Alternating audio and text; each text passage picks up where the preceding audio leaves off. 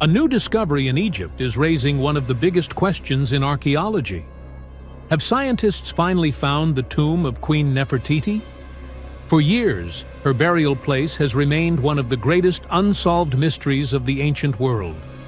Now, new scans and research suggest something unusual may be hidden behind the walls of one of the most famous tombs ever discovered. And if this theory is correct, it could change what we know about ancient Egypt.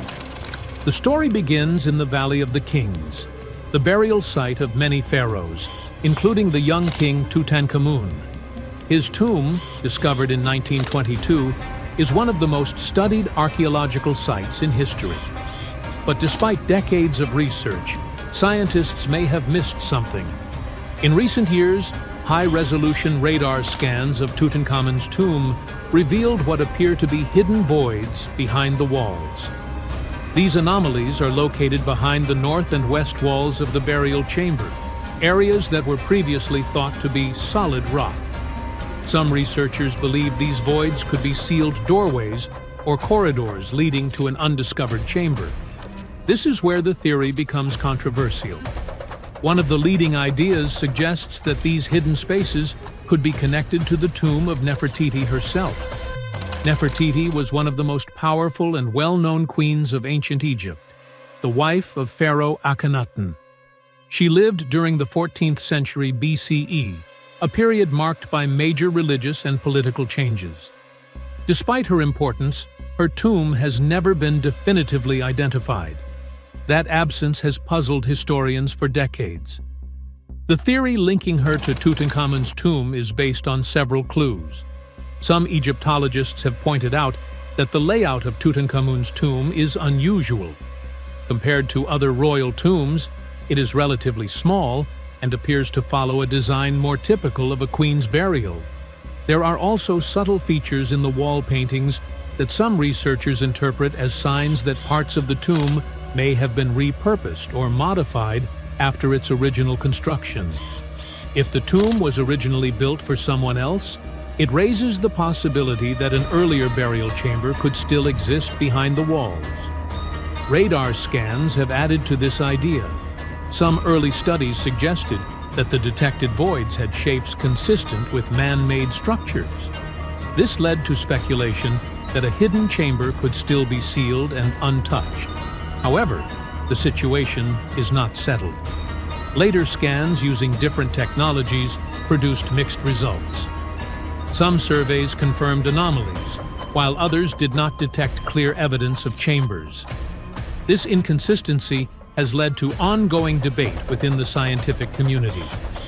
At the same time, archaeologists are cautious about physically opening or drilling into the tomb.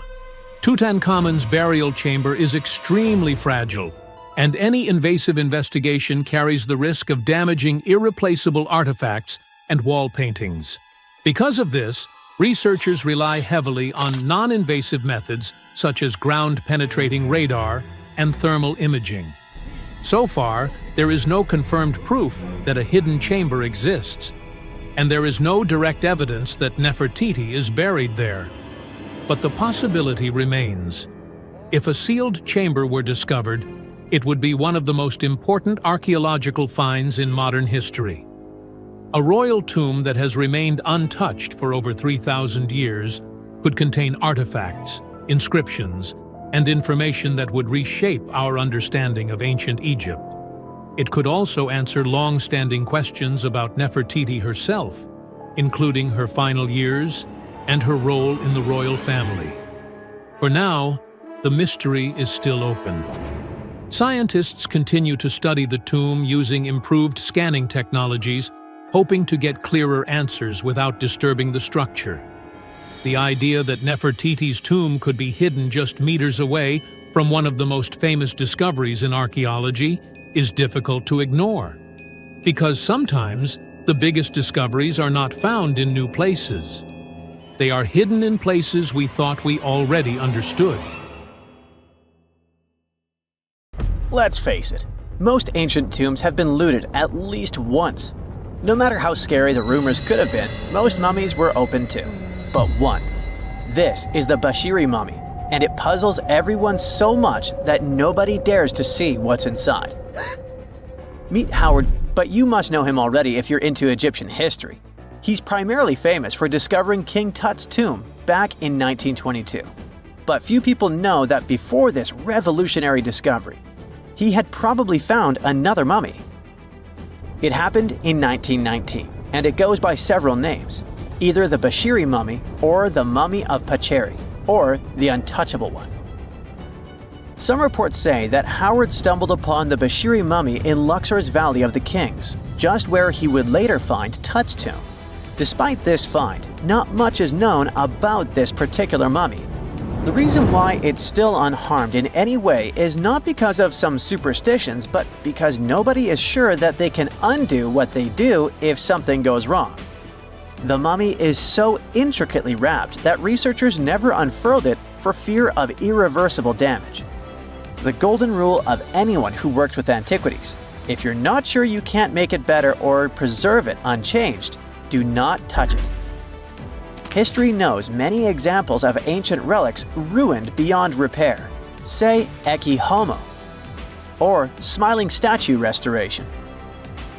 The delicate fabric that covers the mummy's face has this cool design that kind of looks like a pyramid. The researchers are not 100% sure, but this might be the only one of its kind with that embalming style. But without knowing the ancient technique, it's next to impossible not to ruin the mummy while unwrapping and wrapping it back. Back in the day, people, both experts and looters, would unwrap mummies for all sorts of reasons, mostly to study them. Luckily, these days, we have advanced tech that lets us check out what's inside a sarcophagus without having to unwrap anything. After taking a closer look at the Bashiri mummy, researchers figured out that it belonged to a man who was around 5.5 feet tall and lived during the Ptolemaic era, which makes this mummy roughly 2,300 years old. The Egypt Museum shared that the X-ray scan also uncovered an inscription of the guy's name, but it's a bit tricky to tell if it says Pacheri or Nenu, adding to the intrigue. The museum also pointed out that the fancy casing the mummy is in features all sorts of decorated scenes. You can see the mummy lying on a bed, flanked by deities Isis and Nephthys, along with the 4 sons of Horus. Plus, there are 2 images of the funerary god Anubis at the feet of the casing. By the way, Bashiri mummy is not the only one that has remained untouched. This is Isetemkebde, and Gaston Maspero, a French archaeologist, made the decision to leave her mummy untouched, wanting to keep her resting peacefully since she was in such amazing shape. He did mention, though, that her tomb had been raided long ago. Thanks to some X-ray work, we learned more about the mummy. The scans revealed a few artifacts still wrapped up with the wife of a high priest, including amulets around her neck, right arm, and forehead. The X-rays also showed she had some dental issues and arthritis in her knees. While she passed away as an older woman, it's tough to pinpoint her exact age. However, various sources from her son's reign indicate that she was held in high regard in the kingdom. Isetemkebde served as the sister wife of Penejam II. You got me right, they were related by blood and were siblings, but back then it was pretty common to get married this way to preserve the purity of the bloodline. Say that to Habsburg, duh. Their chase for purity only led to inbreeding and the notorious Habsburg's jaw. Right, I guess we should not judge ancient Egyptian rules and morals, but what we can say for sure is that both Bashiri and Isetemkebde were incredibly lucky to stay untouched. The odds were not in King Tut's favor, though. The researchers' work hit him hard. The tomb itself was discovered in 1922, but it wasn't until 1925 that the nested coffins were opened during an excavation. The outer coffin, held together with silver pins, opened up to show another coffin shaped like a mummy, decorated with colorful glass and flower garlands. There were worries about the king's mummy because it had been exposed to moisture. The middle coffin was pretty heavy and didn't have any handles, so they had to be super careful taking it out. Inside the innermost coffin, which was solid gold and wrapped in a red cloth, they found the royal mummy, and this all went down on October 28, 1925. Tutankhamun's mummy, measuring about 6.07 feet, fit snugly into the innermost coffin, which was 6.17 feet long. You can already tell there was a problem, right? Imagine how hard it is to extract something as fragile as an ancient dried-up mummy, especially when there's not much room for maneuver. Plus, the mummy looked sus. It was pitch black. Howard Carter, the lead archaeologist of the expedition, estimated that around 2 buckets worth of oils had been poured over the mummy. But care had been taken to avoid the mask and feet. It was made to preserve him better. The body was positioned at a slight angle in the coffin, and there was a noticeable difference in the amount of dark oils on the right and left sides, indicating that the coffin might have tilted while being lowered into the sarcophagus. This oil created moisture inside the coffins, and over time, it reacted chemically, which Carter described as a sort of slow, spontaneous combustion, leading to the carbonization of the linen wrappings. Unfortunately, the combination of heat and moisture took a toll on the mummy's trappings as well. The crooked flail fell apart, the resin scarab cracked, and the threads holding the hands and mummy's bands started to decay, making everything quite fragile. Plus, the oils hardened over the years, effectively gluing the mummy and mask to the coffin's bottom. To try and separate the mummy from the inner and middle coffins, they were placed in the sun for several hours, reaching temperatures of 149 degrees Fahrenheit. Despite this effort, the mummy remained stuck, so the initial examination had to be done right where it was. The first part of Tutankhamun's mummy the researchers checked out was his lower legs and feet, meaning they started the examination from the bottom up. As they peeled back the bandages, they uncovered the first of many treasures wrapped up with the king. They took their time to carefully document and photograph everything they found. The inner layers of bandages were in pretty bad shape, mostly turning to dust, making it tough to figure out how everything was originally wrapped. Still, the overall methods matched what was seen in other nobles' mummies from that time. Lots of folded linen pads were used to shape the torso and thighs. The outer and inner bandages were made from fine linen, while the middle layers were coarser. They had some intricate bandaging around the shoulders and chest with a similar style around the groin. Each limb, along with fingers and toes, which were fitted with gold caps, was wrapped separately. Tutankhamun even wore gold foil sandals on his feet. They hoped to separate the mummy from the coffin by removing the outer bandages, but the resins had stuck the body to the coffin. So, the researchers ended up chiseling it out. To do this, they had to cut the torso in half at the hips and disarticulate the arms to continue unwrapping. Each part was treated with hot paraffin wax for stability, and later the hands and feet were reattached with resin. Finally, they used hot knives to detach the head from the mask. To check the teeth, it was decided to make an incision around the jaw and neck, which was later fixed with resin. So technically, the scientists did all they could to preserve the mummy, but still, in a way, it ended up being damaged beyond repair. What do you think? Should they have left it in the coffin? Or did they do the right thing? Let us know in the comments. Egyptian archaeologists made an extraordinary discovery near Cairo just recently. Drumroll, please. The most ancient and most complete mummy yet discovered in the country. Yes, they were keeping it under wraps. The 4,300-year-old mummy was found in a group of tombs close to the step pyramid of Djoser, dating back to the Egyptian Old Kingdom. It was covered in layers of gold. The team also found several other tombs, including one belonging to an ancient Egyptian official and another belonging to a secret keeper who had the power to perform special ceremonies. Another interesting tomb was that of a writer, which featured the largest statues ever found in the area. This vast burial site is also home to more than a dozen pyramids and resting grounds.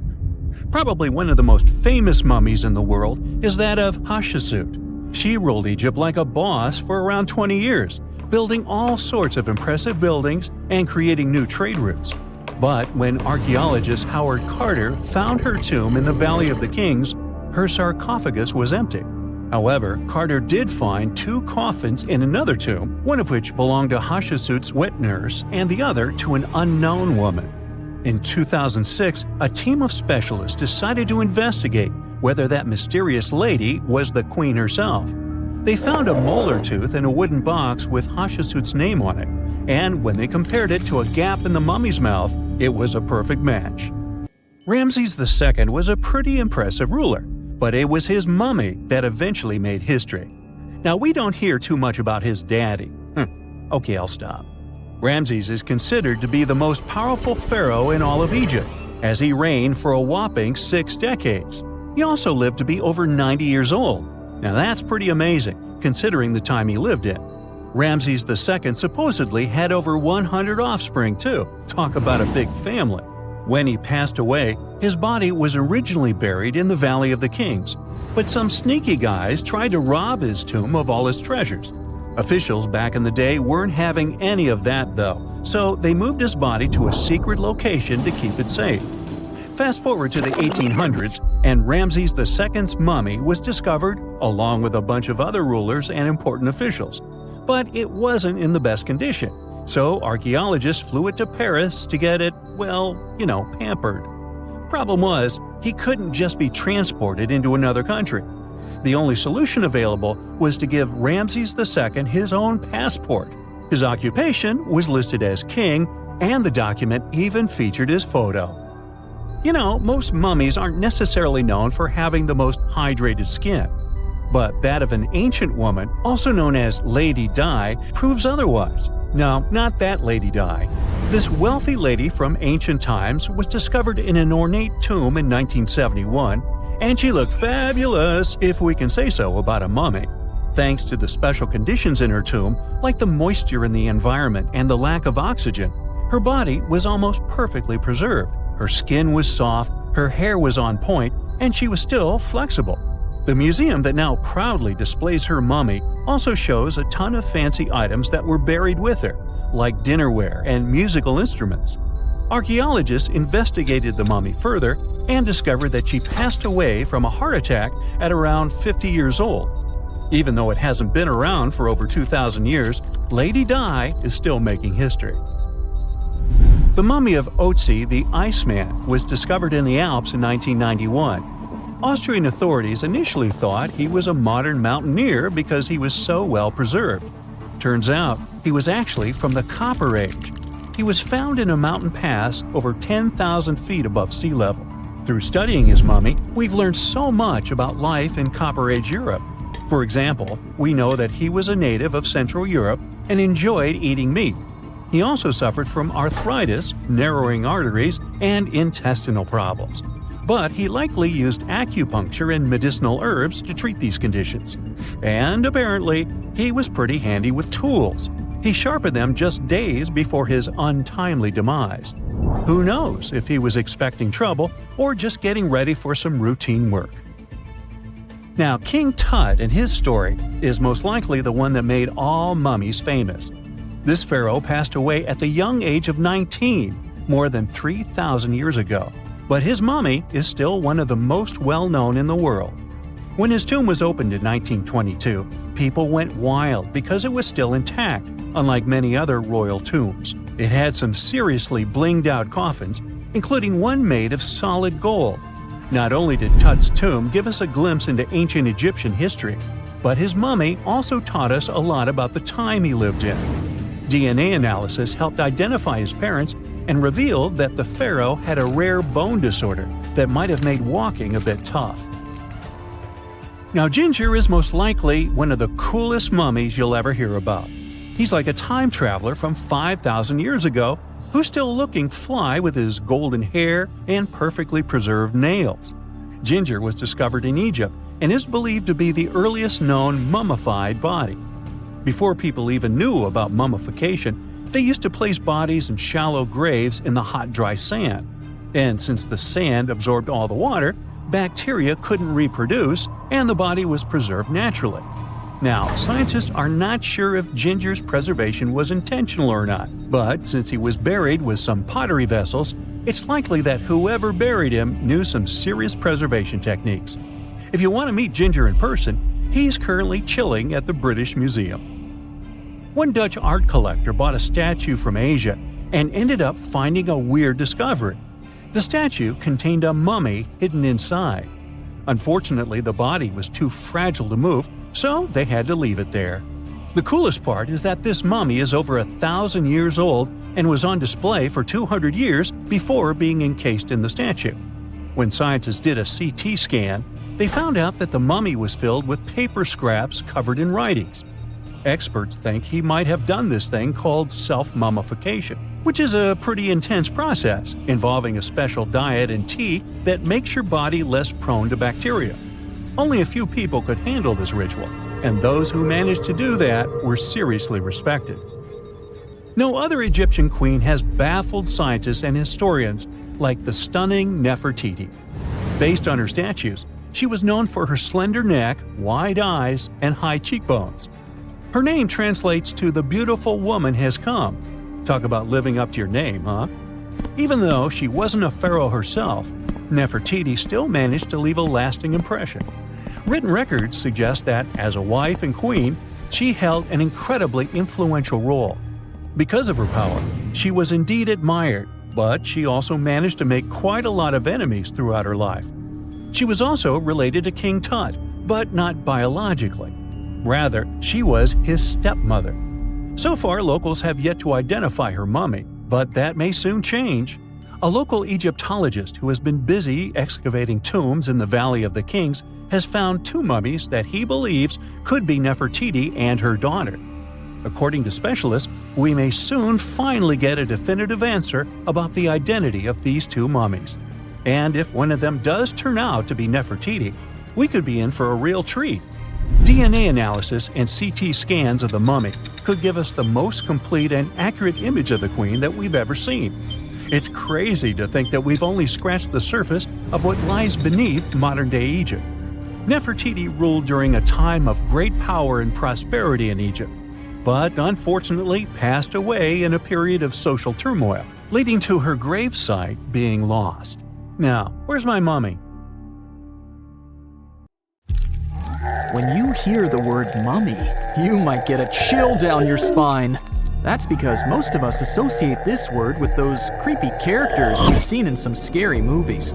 But in reality, mummies have helped us understand a lot about ancient civilizations, their rulers, and about how people used to deal with losing their loved ones.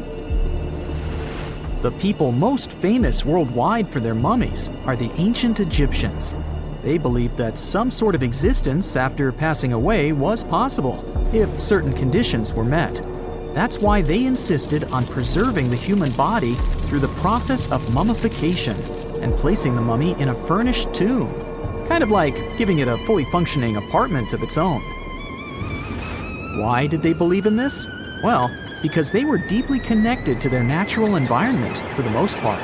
They saw the natural cycles around them, like how the sun rose every day, followed by the moon, or how new life was always sprouting from plants, even after they had wilted away. They also believed that the powerful spirit Osiris, who represented the cycle of passing away and resurrection, played a role in this process. To prepare for the afterlife, the ancient Egyptians followed certain rituals, like mummification, which involved using materials like honey, resins, and incense to preserve the body. There's no other mummy more popular than that of King Tut. He was a young pharaoh who ruled over 3,000 years ago in Egypt.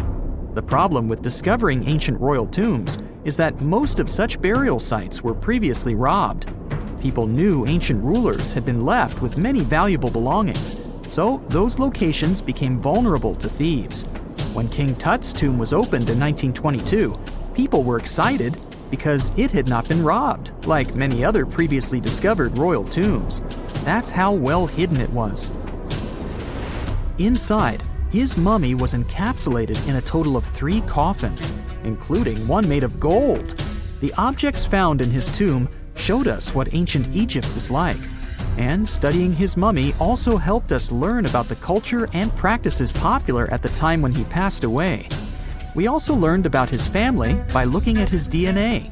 Scientists were able to discover that he had had a disease called malaria and a problem with his foot that might have made it hard for him to walk. Ramses II was another pharaoh in Egypt who ruled for 68 years, which was quite a lot back in the day. He was known for his expansion campaigns and building projects. Many objects from his time as a ruler still exist today, including a large statue of him. Ramses II was about 6 feet tall and lived to be about 90 years old. After looking at his mummy, scientists concluded that he may have had a medical condition that affected his spine. Now, remember those thieves I mentioned before? They are probably the reason why Ramses II ended up in a plain coffin in a secret collection of royal mummies at Deir al-Bahari, which was rediscovered in 1881. Thankfully, archaeologists were able to identify him because his journeys had been recorded on his wrappings. The process was really tedious too. In fact, in ancient Egypt, the mummification process could take a staggering 70 days to complete. A special person would say a very specific speech while delicately handling the body and drying it out using a type of salt called natron. They also used linen and resin to make the body look more lifelike and to wrap it in cloth. The tomb was equally as important for ancient Egyptians. The walls of King Tut's tomb, for example, were adorned with intricate artwork that depicted his journey to the afterlife, from his burial procession to his passage through the underworld. The ancient Egyptians believed that everyone made this journey after passing away, and they filled their tombs with items and paintings to help the person in their spiritual travels. Additionally, the walls of the tomb were decorated with spells from a special book, which contained a collection of poems that the Egyptians believed would help people reach the afterlife. And speaking of how important this journey was, people also placed food in these ancient tombs. In King Tut's tomb, archaeologists discovered 36 jars of vintage beverages and 8 baskets of fruit, which were believed to be left there to help him in his journey to the afterlife.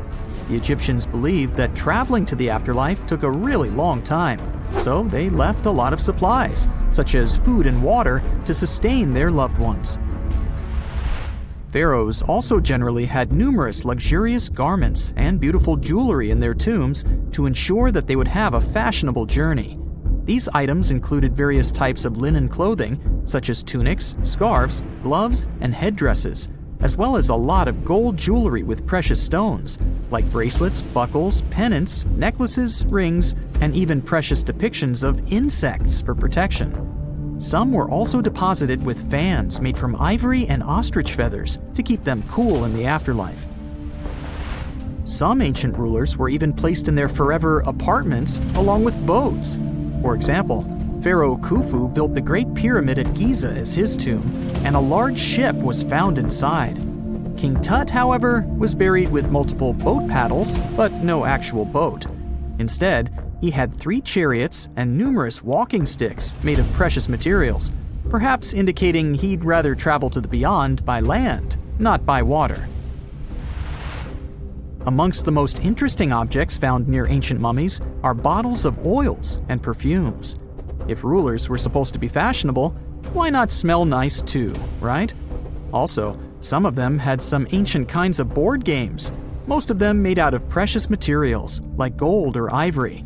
One of those games was called Senet. It was very popular amongst the ancient Egyptians and very similar to modern-day chess. The ancient Egyptians may have the most famous mummies out there, but they weren't the first to invent the procedure.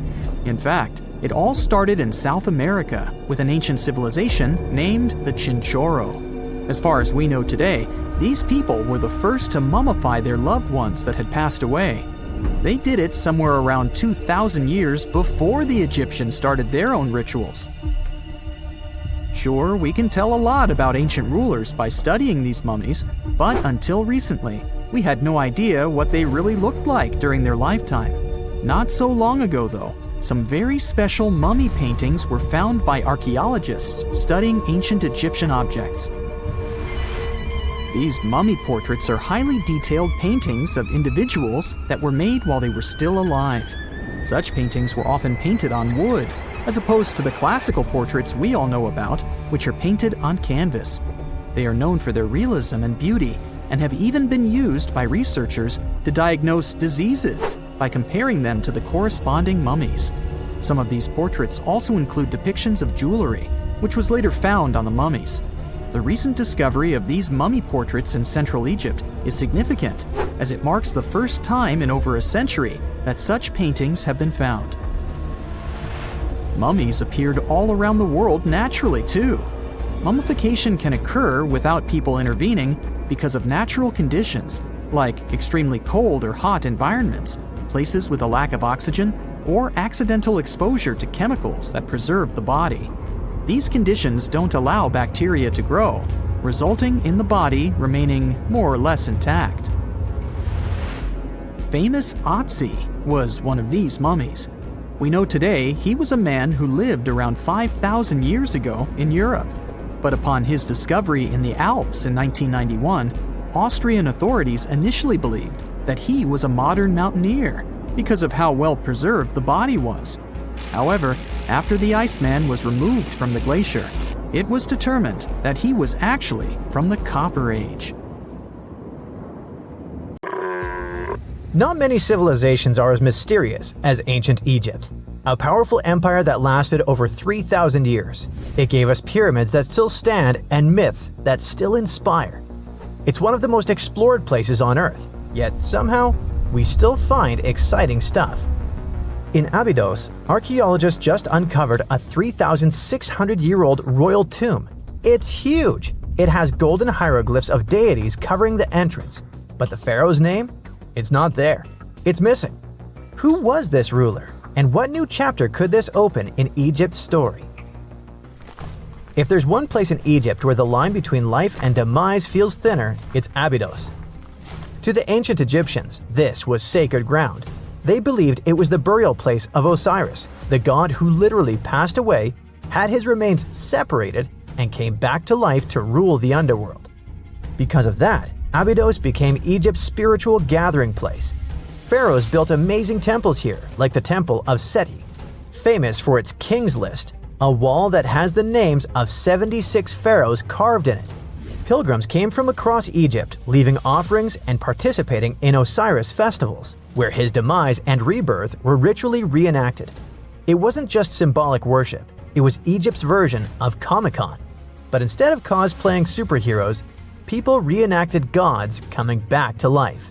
Obviously, pharaohs competed to be buried as close to Osiris as possible. Abydos became part cemetery, part holy city, part afterlife insurance policy. Fast forward thousands of years, and we still uncover remarkable stuff around Abydos. That's the case with the recently discovered tomb. In early 2025, a joint team of researchers from the US and Egypt decided to dig beneath a rocky rise ominously called Anubis Mountain. You remember Anubis, the jackal-headed deity who guarded cemeteries. The uncovered royal burial was hidden 23 feet below the surface. Sadly, even though it eluded archaeologists for so long, robbers had already taken away with treasures ages ago. They could definitely tell this was a tomb of someone super important. Similar to how you can walk around a mansion with no furniture but still deduce that someone rich must have lived there. The chamber had mud brick vaults rising over 16 feet. That's taller than a female giraffe standing upright. For something built 36 centuries ago, it still felt enormous. However, when you remember that Egyptians were masters of architecture, nothing seems surprising. So no treasures, no golden mask, and sadly, no name. The cartouche that should have spelled the king's identity was unreadable. Egyptian tombs usually bragged about who was inside. In ancient Egypt, a cartouche was basically a big oval name tag for kings wrapped in hieroglyphs. Think of them as VIP passes that worked in both this life and the next. Without it, your soul couldn't check into the afterlife hotel. That's because to the Egyptians, your name, your ren, wasn't just so your teacher could distinguish you from kids with the same haircut. It was a core part of who you were. As long as your ren survived, so did you. To have your name forgotten was considered a fate worse than passing away. A soul cannot journey without a name. That's why you'd see cartouches all over the place, on temples, obelisks, jewelry, statues, and tomb walls. It wasn't there just for the marketing. It kept the pharaoh's presence front and center everywhere you looked. Imagine building a massive tomb only for 3,600 years later to walk in and go, who is this guy again? Not cool at all. That's why it's fair to imagine our nameless pharaoh haunting the robbers for all eternity. So yeah, Cartouche was considered very significant. One of the most famous and mind-blowing examples comes from the tomb of Thutmose III. His burial chamber and sarcophagus were literally shaped like a cartouche. In other words, the entire room was a living architectural symbol of his name. Thankfully, in the recently discovered tomb, not everything was erased. Painted in golden hues at the entrance were two familiar guardians, deities Isis and Nephthys. Isis was the magician who stitched Osiris back together and breathed life into him. Nephthys, her sister, was the eternal mourner and protector of the mummy. Together, they promised that whoever rested here would not face the afterlife alone, and it's one additional proof of the importance of the mysterious pharaoh. So, who could this be? To answer that, we need to go down history lane. This tomb dates back to Egypt's messy chapter called the Second Intermediate Period. Instead of one ruler in charge, the country had many rival kingdoms, each with its own little power base, like a real-life Egyptian version of Game of Thrones. And right in the middle of that chaos was Abydos. For a while, it was home to its own line of kings, the so-called Abydos dynasty. Those weren't the pyramid builders everyone knows, and that's why they're so mysterious. They left behind almost nothing. No great monuments, no sprawling cities, just fragments of names on broken blocks. For centuries, many scholars even doubted they existed at all. That sorta changed in 2014, when archaeologists uncovered the tomb of Senebkay, one of those shadowy kings. Now, everything we know about Senebkay points to him having quite a story to tell. His bones revealed 18 deep wounds, the kind you get in battle. He had blows to his skull, back, and hands, and likely lost his life fighting, making him one of the few pharaohs we know who sadly fell in combat. His tomb was modest, with reused artifacts from earlier kings, but it delivered one priceless thing: proof. Until Senebkay, the Abydos dynasty was just a theory. With him, it became real. And that's why the new discovery could be a big deal. The newly uncovered royal tomb at Abydos shares the same layout and style as Senebkay's. It has limestone chambers, mud brick vaults, and protective deities, although it's much bigger. Which again raises the possibility that we're looking at an even earlier, more powerful ruler of Abydos. Whoever he was, he wanted to be remembered alongside the greats. Which is ironic, because it seems that history tried erasing him. Perhaps additional findings alongside his tomb could tell us more. Yes, there's more, and it's actually pretty cool. Not far from Abydos, in the village of Banawit, archaeologists uncovered a Roman-era pottery workshop. Yeah, you heard that right, a pottery factory close to a pharaoh's burial ground. The site had huge clay kilns, storage rooms, and even broken shards called ostraca. They were basically ancient sticky notes, except instead of shopping lists, those had receipts scratched onto them in Greek and Demotic Egyptian. Little records of everyday transactions, the kind of thing you'd never expect to find near a lost dynasty king. Honestly, the potters missed a chance. Forget boring receipts, they should have been selling Osiris's mugs and Anubis figurines to pilgrims and tourists. But that's not all. It seems that centuries later, during the medieval period, the same ground became a cemetery. Archaeologists found mud brick graves with skeletal remains. This could mean that Abydos kept its aura of significance for hundreds of years after the age of pharaohs. So why this hill again and again? Is this place really a getaway to the afterlife? It is, after all, the very place where Osiris is said to rest. That belief lingered like a shadow for thousands of years, strong enough to pull in pharaohs and later medieval families. Different rituals, same sacred ground. Although, to be fair, the Romans weren't here for Osiris. They came to make pots. The story of Abydos is not over. The excavations will continue, and who knows what else could be discovered in the future. Today, archaeologists are armed with tools that are basically X-ray glasses for the desert. Every scan could reveal a hidden chamber, or if we're lucky, finally give our nameless pharaoh his wren back to him. In fact, I became strangely invested in finding out who he was. So let's hope for some news soon. It's only a matter of time. Do you have your own theories? Let me know. Once upon a time, I searched through the jungle, following a map poorly drawn on a piece of cloth. After days of walking, I reached an ancient Mayan temple. As soon as I stepped in, a strange noise echoed. I turned to leave, but suddenly the floor cracked beneath my feet. I fell into a 1600-year-old tomb. Finally, I got lucky. That day, I walked out with shiny jades, carved seashells, a creepy afterlife mask, and a curse that's been haunting me ever since. Well, okay, maybe it didn't happen exactly like that. Or maybe it didn't happen to me. Sadly, real-life archaeology is not like Indiana Jones movies. However, the findings can be as exciting and important, especially in Belize, where archaeologists just found the first identifiable ruler's tomb in the lost Mayan city of Caracol after 40 years of digging.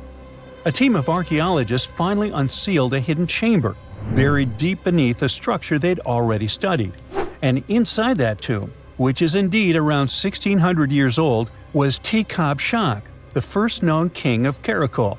His name is commonly interpreted as Tree Branch Rain Deity, which is poetic and incredibly awesome. King Shak was believed to be a Mayan deity in control of rain, thunder, and lightning. According to folklore, he used axes to strike rain-bearing snakes in the sky to make the rain fall. The buried king is considered to be the dynasty founder. The royal dynasty he founded lasted more than 460 years. And judging by what was buried with him, we can assume that King Shak was greatly celebrated. His tomb had jade beads, carved bones, seashell jewelry, and ritual pottery vessels. One of those vessels shows Ekchua, the Maya deity of trade, receiving offerings. Others showed bound prisoners. Archaeologists could tell they had found some high royalty when they noticed a considerable presence of red cinnabar in the tomb, a rare and expensive material from the Mayan world. Then there's a jade mosaic mask, pieced together like a puzzle to cover the king's face in brilliant green. Jade wasn't used just because it was shiny. It was sacred and symbolically associated with life and demise. Polished jade glistens like it's been dipped in water, cool at first, but quickly warming in your hand. To the ancient Maya, this lifelike quality made jade a living, breathing substance. And for this reason, it possessed high religious and spiritual importance.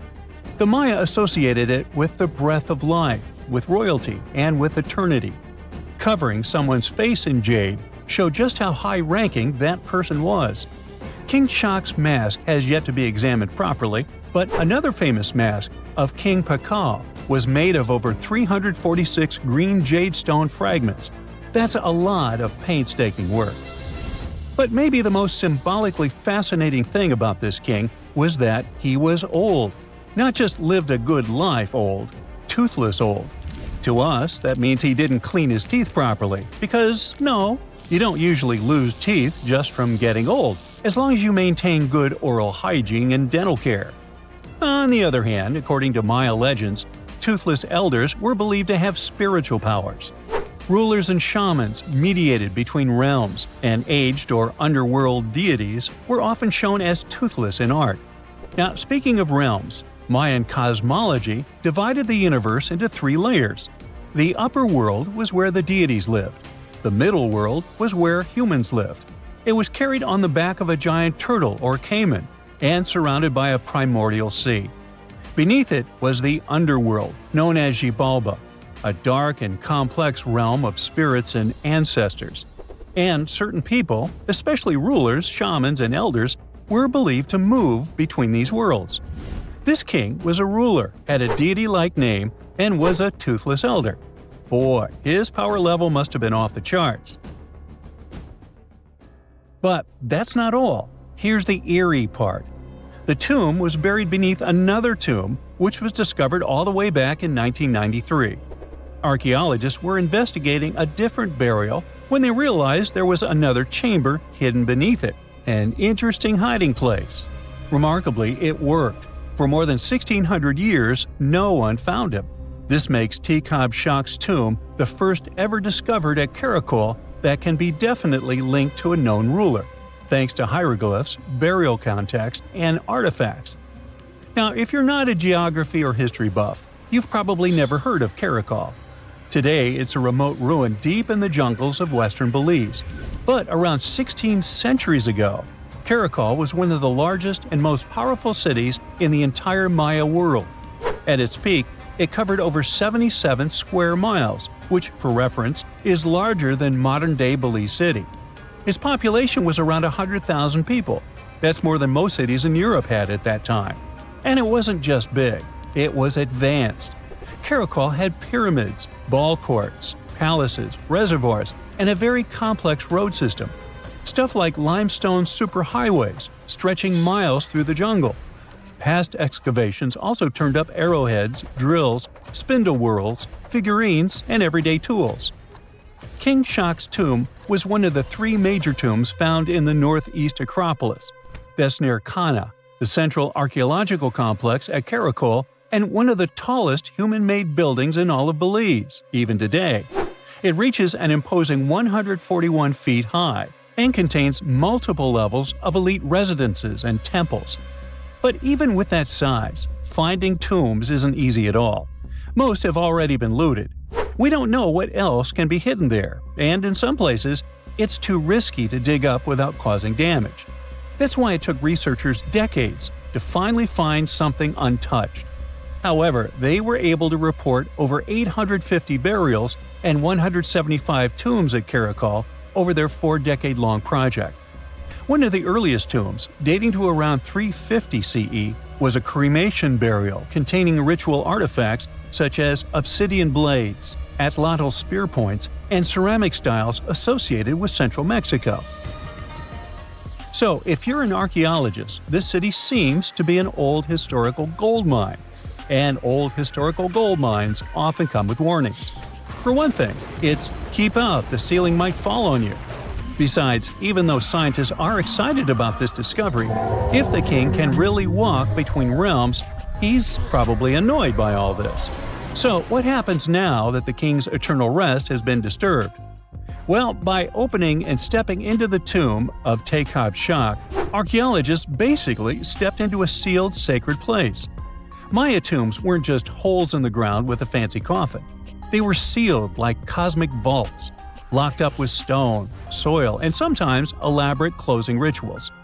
The goal was to mark the end of their use and protect what was inside. Archaeology at Karakol and other Maya cities shows this in action. Thick ceiling layers, termination offerings, and carefully placed debris, all saying, "This place is done, keep out." Today's archaeologists still treat them that way, working under Belizean laws and cultural protocols, making sure they explore with respect for what these spaces meant to the people who built them. However, it's eerie to think about mythology and whether King Shak is going to haunt the archaeologists. I guess we'll see. They shouldn't be afraid because he's old and has no teeth. Maybe he will annoy them with rain. He's named after a rain deity, after all, and we still don't know about his true power level. The Mayans were a fascinating civilization, and their structures are still among the most mysterious ones you can find. Despite being isolated from the known world, they also built pyramids without cranes, mapped stars without telescopes, and knew how to bury a king. Karakol is full of secrets. A hidden tomb under another tomb, a toothless king with a scary-looking mask and a deity's name. Almost unbelievable. And, amazingly, there is still stuff being found. So maybe it's not too late for me after all. But first, let's see the aftermath of this curse, huh? Archaeologists in Panama kept finding chiefs covered in gold under a plain sunburned field. Weird enough, then they found chief regalia so small it could only belong to a child. That discovery shifted the interpretation of the site. El Caño was no longer just a rich ceremonial site. It looked more like a place where power could pass from one generation to the next. And now, a newly opened chamber there has expanded that picture. El Caño stands apart from the usual ancient gold story. The newest chamber, dated to around AD 800 to 1000, didn't just produce shiny artifacts. It added another piece to a much larger pattern. Archaeologists found pottery, gold ornaments, and a central high-status person marked out by where the gold was placed. This was not random wealth in the dirt. It was a public statement about rank.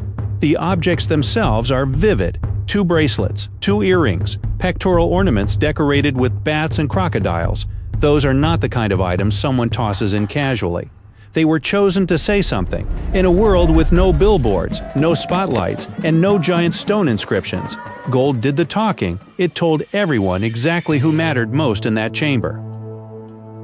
The location makes this even more striking. Not Egypt, not Peru, not some famous archaeological landscape packed with giant ruins, central Panama. Historically, this region was often treated as the place between the main acts of the ancient Americas, wedged between the Maya to the north and the great Andean cultures to the south. El Caño repeatedly challenges that older view. That old assumption existed for a reason. This part of Panama does not hit you like a stone-built empire. There's no skyline of huge temples, no carved dynastic walls, no dramatic ruins screaming a powerful society was here. In tropical Central America, a lot of everyday life was built in materials that don't age gracefully. Wood, thatch, fibers, skin, feathers, most of it simply doesn't stick around for 1,000 years. So when gold survives, it becomes one of the loudest voices left. And El Caño did not give up that voice quickly.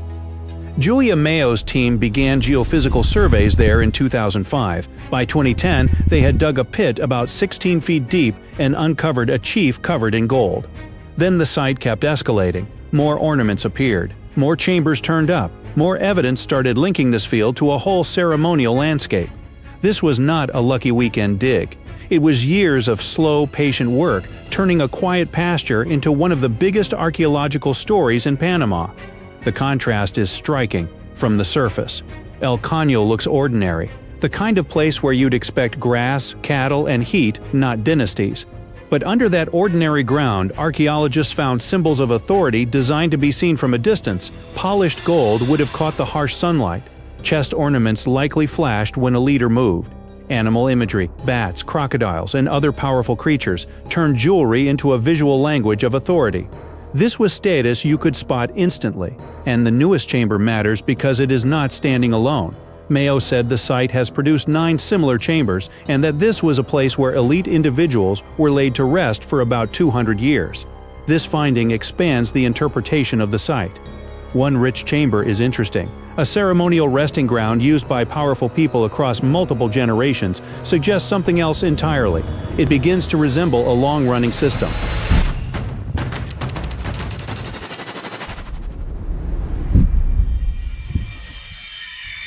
You can see that system even more clearly in another major El Caño find from 2024.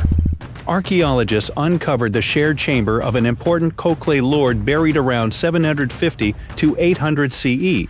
Inside were gold ornaments, ceramic objects, bells, skirts, and a set of flutes. The team dubbed him the Lord of the Flutes, which sounds almost legendary until you remember this is not a myth.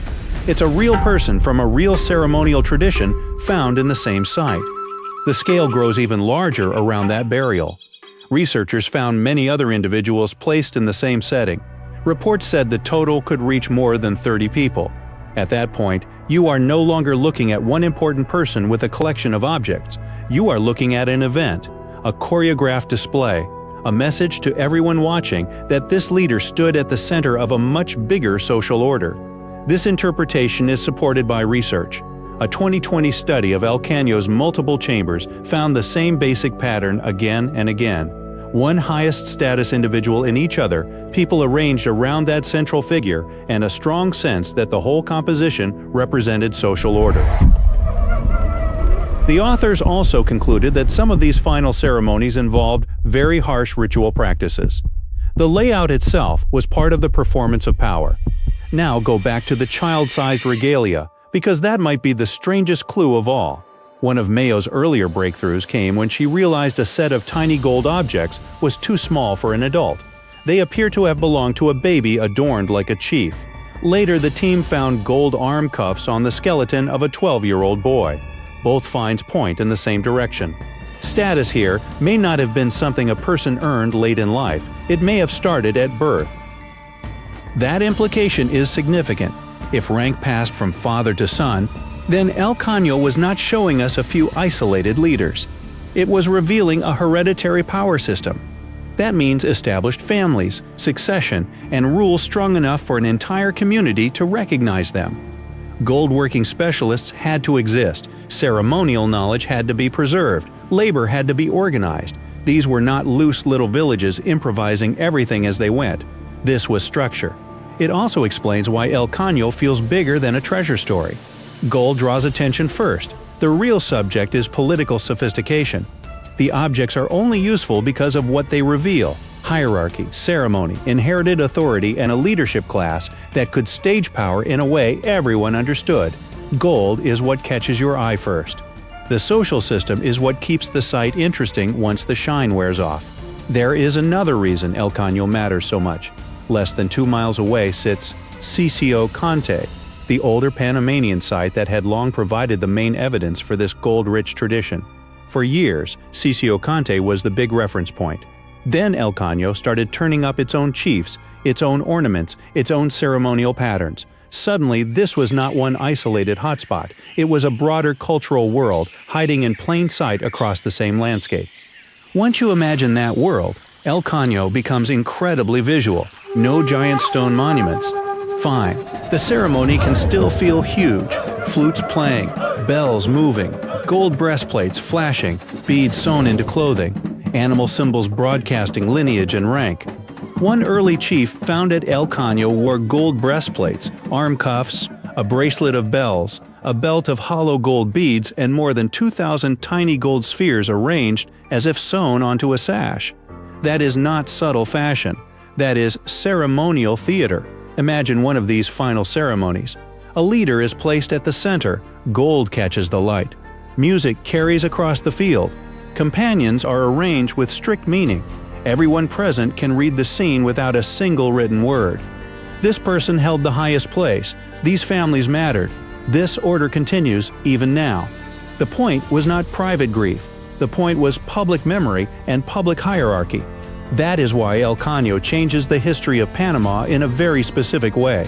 It does not just add one more archaeological attraction to the map, it shows that central Panama had its own powerful chiefs, its own ceremonial specialists, its own symbols of rank, and probably its own dynastic lines. This region was not just absorbing importance from bigger neighbors, it was generating its own, and the site is still making that point clearer. El Caño has already revealed multiple elite chambers across years of excavation, and each new one expands the story. So the key discovery here is not a bracelet, or an earring, or even a chamber filled with gold. It is the realization that an ordinary Panamanian field was hiding a cemetery of rulers and clues to a forgotten power system that had been there the whole time, just waiting for someone to look deeper. Now picture a tomb locked for 1,400 years, and then, suddenly, poof, it's open. What could be inside? An ancient curse or exciting discoveries? Maybe the former, since a giant stone owl is guarding the entrance with the owl's beak clamping down on a human face like it's swallowing a soul. Now, it's not just a picture this situation. The discovery probably happened like this. The archaeologists were at a place called San Pablo Huitzo in southern Mexico. At one point, they stumbled upon something that resembled an entrance. Ooh, where did it lead? They just had to figure it out.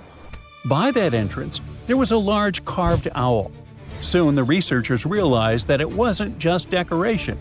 The beak of the bird was open, and inside, there was the painted face of a man. Most likely, it was an important leader. For the people inhabiting that region, owls were linked to demise and power. So, it was like either the owl was guarding the spirit of the person buried there, or was it holding it captive? Was it even wise to sneak into that mysterious place? Well, the scientists' thirst for answers was more powerful than any fear. So they entered, and found themselves inside a tomb.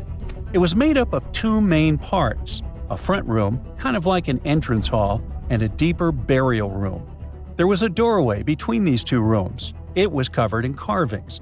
At the top, there was a stone beam with special symbols on it. Those symbols worked like names based on a person's birth date. On each side of the doorway, there were carvings of a man and a woman wearing detailed headdresses. The researchers thought they could have been placed there like guards, watching over the tomb. The walls were still painted in bright colors – white, green, red, and blue. It was an astonishing view, and the paintings actually told a story, showing a funeral procession. People were carrying bags of something called copal, which is basically a tree resin. The locals, called Zapotecs, burned it like incense during ceremonies, kind of like how people today often light candles or incense during special rituals. Besides, the archaeologists found carved symbols that work like a calendar. A bit later, the researchers found out that the tomb was about 1,400 years old. It came from the Zapotec civilization, and what made it so special was how well everything inside was still preserved. It was like opening a time capsule that hadn't been touched for over 1,000 years. Interestingly, they didn't just randomly find it. Officials started looking into the site after someone reported looting. When scientists checked it out, they realized they had stumbled onto one of the most important discoveries in Mexico in the last decade. The tomb dates back to around the year 600, when the Zapotec people were thriving in the area. They were sometimes called the Cloud People, and they built a powerful civilization long before the Spanish arrived. Even today, many people in Mexico still speak Zapotec languages.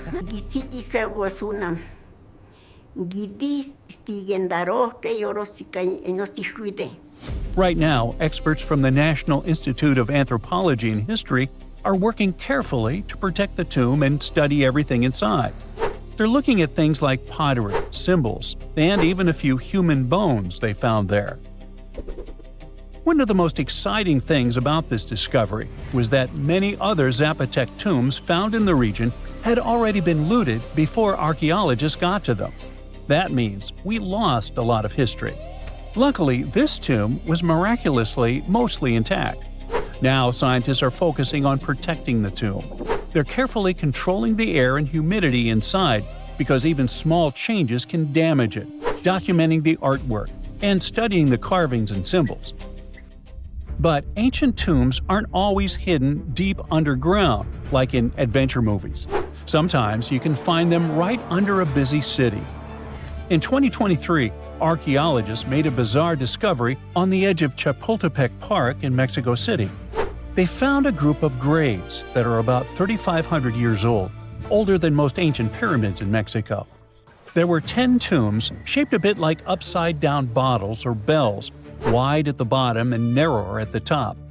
About half of them had human remains inside, 4 women and 1 man, mostly young adults. These people likely lived in a large village in the area during the early and middle pre-classic periods. That's long before the Aztecs ever existed.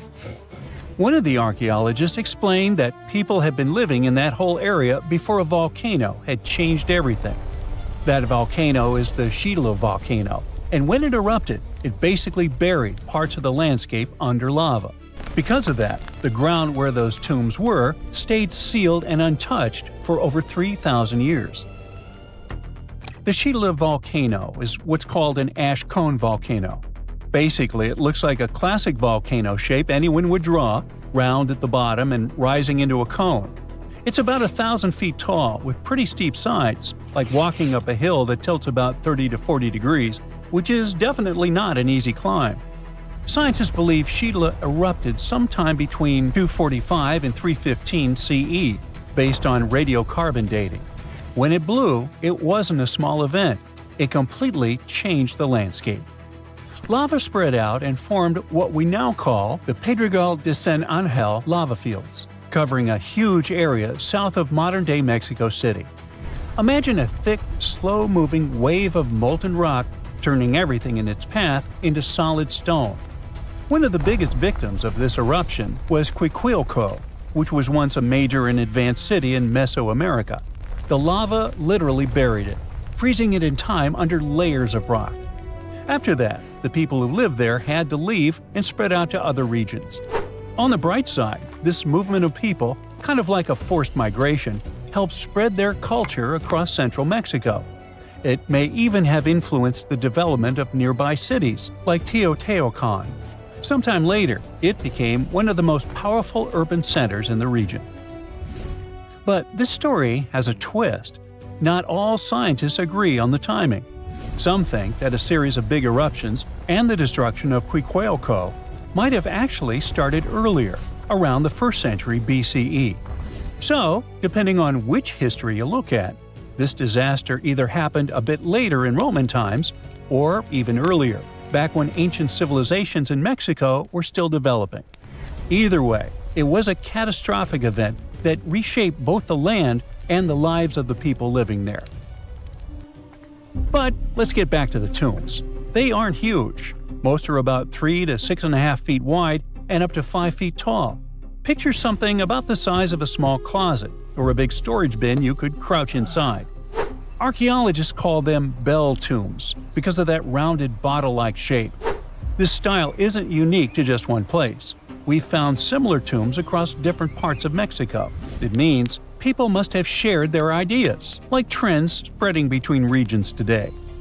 Another curious thing is that this wasn't a one-time burial site. The team found later burials too, which means people kept coming back to that spot for generations. It was a place that remained important to a community for hundreds of years. Inside the tombs, archaeologists found offerings buried with those who had passed away. There were tools made from deer antlers, a cup, and small female figurines. They were probably personal items or symbolic gifts, similar to how people today might leave flowers or meaningful objects at a grave. All those items have been moved to the National Museum of History for careful study. Experts use them to figure out more about how those people lived. Luckily, this isn't the only discovery in the area. Construction work around Chapultepec Park has been turning up all kinds of history lately. In fact, not long before this, archaeologists even found a 16th century cemetery from less than 100 years after the fall of the Aztec Empire after the Spanish conquest. Scientists have discovered a never-before-seen pyramid immersed in the sands of Judea. After a little digging, they discovered that it held treasures that had been untouched for over 2 millennia and historical secrets that we can only now access. At the Zohar Fortress site, 2,600 feet above the Dead Sea, archaeologists were searching for manuscripts that would provide new information about the history of the site. The excavation was originally part of a long-standing campaign launched by the authorities. Its goal was to protect the sites from looting and unauthorized excavations. What they didn't expect was to find a pyramid-shaped structure built on top of a hill, made of hand-cut stones, each weighing hundreds of pounds. At first, the experts thought it was just a tomb, but they soon noticed the shape of the original walls and understood that the mound was a construction. They immediately realized that someone had dug into the top of the structure, probably looters who had spotted something valuable there.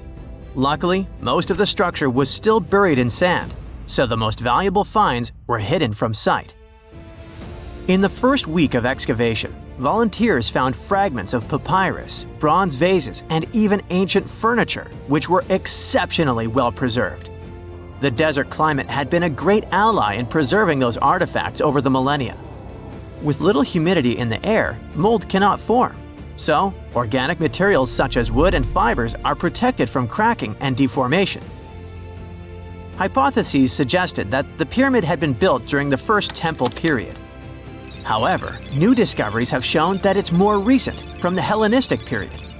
Considering this and the fact that the structure dates back 2,200 years, it's believed that it probably appeared shortly after the death of Alexander the Great, the famous ancient Greek king of Macedonia. At that time, his generals divided the former Seleucid Empire.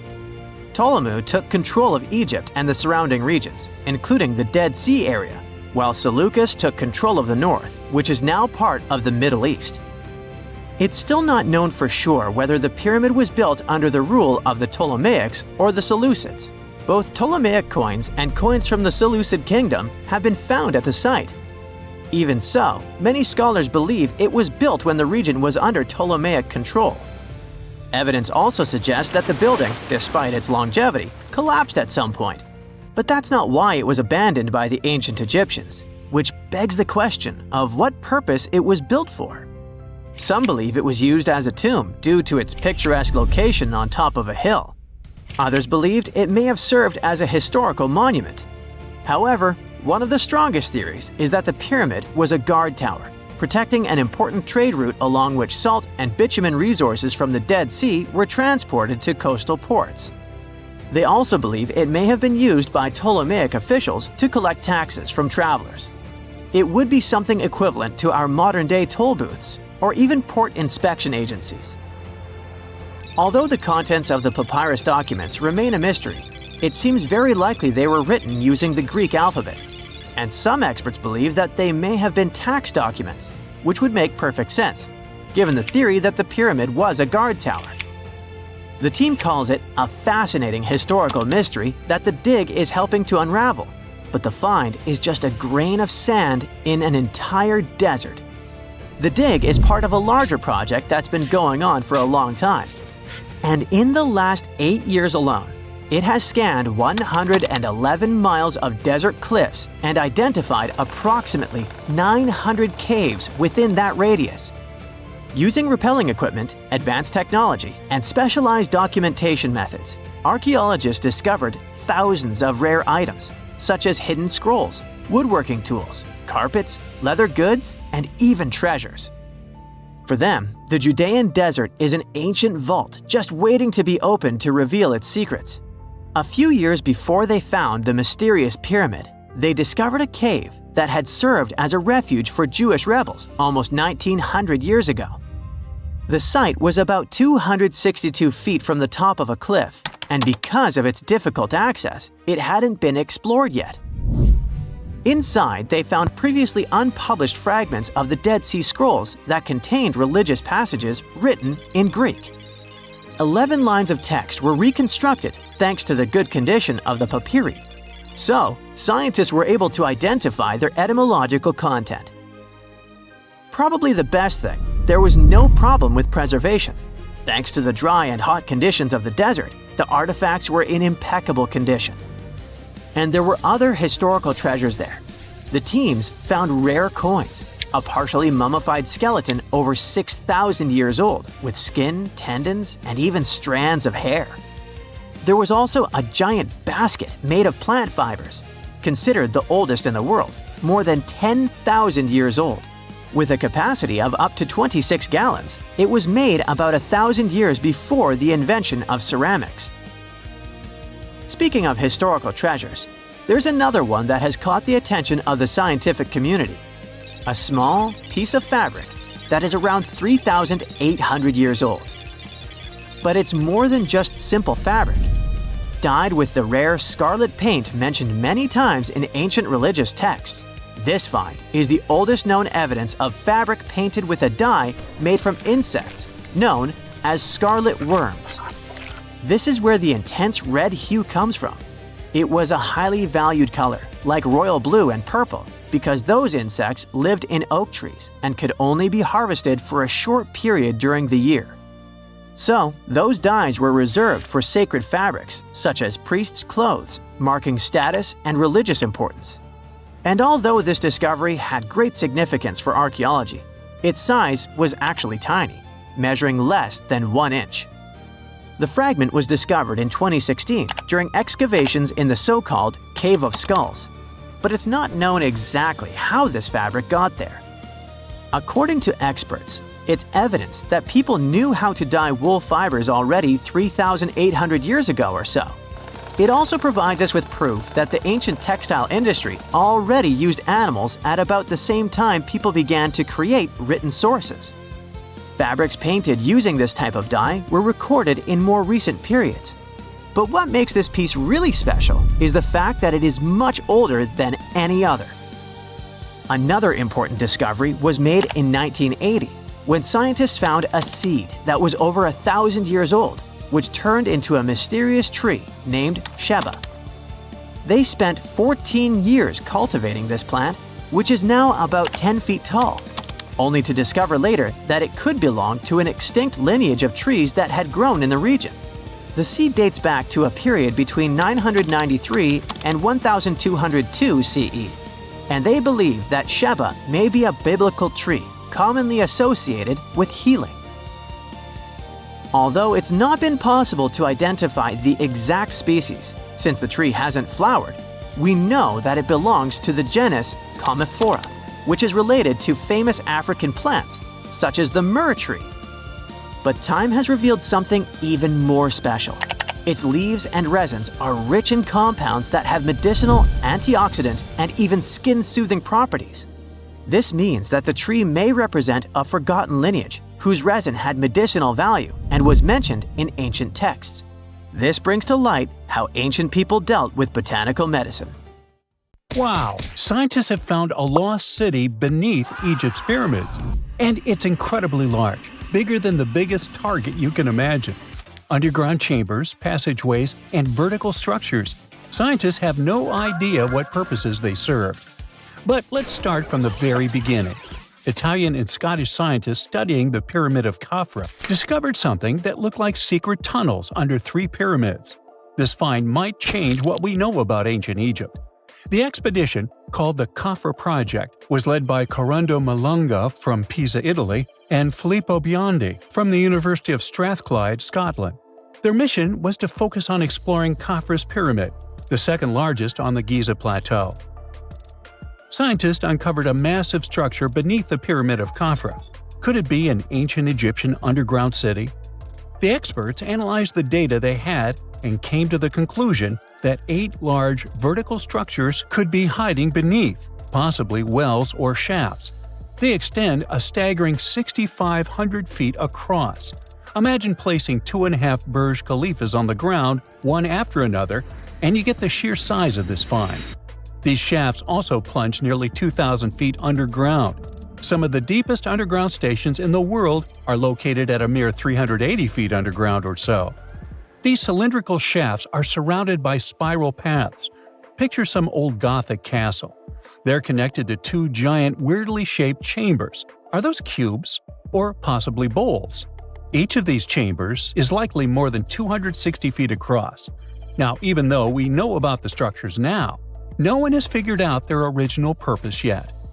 Want to hear something even more shocking? Okay then. The team is almost sure that similar access points can be found under all 3 pyramids. In other words, all of them might be linked by a hidden system of underground tunnels, chambers, and passages. Even deeper, about 4,000 feet under the surface, there might be more unknown structures. And doesn't it add to the mystery? But the coolest news is that, according to some team members, these hidden structures near Giza pyramids could align with the legendary Halls of Amenti. In ancient Egyptian mythology, it's a place where people are believed to arrive when they're close to the end of their days. There, they are said to take a 3-day-long trial, facing their biggest fears. Now, how did scientists even discover these hidden spaces? To uncover them, researchers used 2 satellites positioned 420 miles above Earth. They sent radar signals to the Giza Plateau, and these signals generated detailed images, which were later compiled into a 3D model of the underground layout, including the newly detected shafts. Then, using synthetic aperture radar or SAR technology, which is a type of radar that can penetrate through stone, the team also spotted 5 small room-like structures hidden deep within the pyramid. One of these chambers contained a sarcophagus, which was once thought to be the tomb of Pharaoh Khafra. But now, scientists believe this was a mistake. The true burial site is likely to be elsewhere. In any case, these 5 hidden rooms were completely unknown before the scans. They seem to be arranged in the center of the pyramid and are linked to underground pathways leading somewhere below the structure. There's an opinion that these tunnels could lead to more hidden chambers and wells. Some of them might be around 4,500 years old. Wow! What if they help us solve ancient civilization mysteries? Preliminary data suggests that all this underground space can be much more than a few empty chambers. There might be many more hidden structures near the Giza pyramids. How come? Well, the thing is, the structure appears to include hollowed-out sections with spiral pathways leading even deeper underground. Refining the images hinting at this could reveal an extensive subterranean network. It might be a whole city hidden under the surface. Now, despite the excitement surrounding these findings, there are also a lot of people who don't believe in the existence of the underground city. They're skeptical about the archaeological discovery in Egypt due to the lack of peer-reviewed verification. That's why several archaeologists and radar experts have challenged the validity of the claims. They've explained that the technology used to make the discovery may not be advanced enough to produce such detailed underground imagery. According to them, the 5 smaller chambers found near the surface could be natural formations, since the area had had sacred significance long before the construction of the pyramids. Some experts have even dismissed the use of radar methods in this context altogether. They call these methods scientifically unproven and question their accuracy. The discovery has also reignited discussions about ancient Egyptian myths and the possibility of hidden texts lying somewhere beneath the Giza pyramids. The layout of the newly detected underground chambers shares similarities with mythological accounts of the Hall of Records, a rumored chamber that could preserve early Egyptian wisdom. If confirmed, these findings could significantly reshape the understanding of Egypt's sacred topography. Plus, this lost city beneath Egypt's pyramid could become physical evidence of previously unknown underground structures. That's why the Khafra project is super eager to begin excavating to confirm their findings.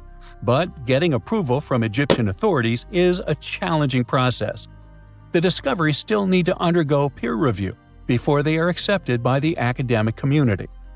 By the way, this recent archaeological discovery in Egypt comes on the heels of another discovery involving a weird structure beneath the Royal Giza Cemetery, which researchers believe is unnatural in origin. Archaeologists use remote sensing techniques and uncovered a mysterious L-shaped structure underground in the Western Cemetery of Giza. This area is known to house burials of royal family members and high-ranking officials. Many of the tombs in the cemetery have above-ground mastabas, rectangular stone or mud brick structures with flat roofs. But there is an area in the center of the cemetery where there are no above-ground structures. To investigate this unexplored region, the team used electrical resistive tomography and ground-penetrating radar. ERT works by sending electrical currents into the ground and measuring the resistance to detect remains. As for GPR, it sends radar into the ground and maps the structures based on the radar's return. The team found an anomaly about 6.5 feet beneath the surface. It appeared to be an L-shaped structure measuring at least 33 feet in length. The readings suggested that the structure had been backfilled with sand after its construction. This made the team hypothesize that it could be a mix of sand and gravel, or possibly an air void. This anomaly was classified as a highly resistive structure, which meant it didn't occur naturally. Motoyuki Sato, the study's lead author and professor at Tohoku University in Japan, claims that the structure is not a natural formation due to its sharp shape. Another weird thing about ancient Egyptian pyramids is that historians have long believed that they were built primarily for royals and high-status individuals who had the wealth and power to create such massive structures. However, new research from the archaeological site of Tombos in modern-day Sudan challenges this assumption. The thing is, Tombos' pyramid may have served as burial sites for low-status workers as well as elites. The hard-working members of ancient communities may have found their last resting place in some of the most visible monuments, including the pyramids. Located along the Nile River in the ancient region of Nubia, Tombos became part of Egypt after its conquest of the area around 1400 BCE. That's when Egypt established the site to strengthen its colonial control. Workers at Tombos built pyramids, but those were much more modest than the famous pyramids of Giza. The research team reanalyzed 110 human skeletons from Tombos, originally studied in 2012. In particular, they examined the entheses, the areas where tendons and ligaments attach to bones. Such an analysis can give us insights into the amount of physical labor a person performed. When someone does hard labor, their bones often develop distinct crests and ridges at these attachment points due to the stress on the tendons and ligaments. And while some skeletons showed little change in their entheses, suggesting they belonged to individuals from the upper classes, others showed more serious changes. It means they belong to lower-class workers. This finding can totally challenge our earlier understanding of pyramid burials, especially the idea that only elites were buried in the pyramids, because the pyramids themselves were designed for the elite. This recent research may prove that lower-class workers may have found their final resting place in these monumental structures too.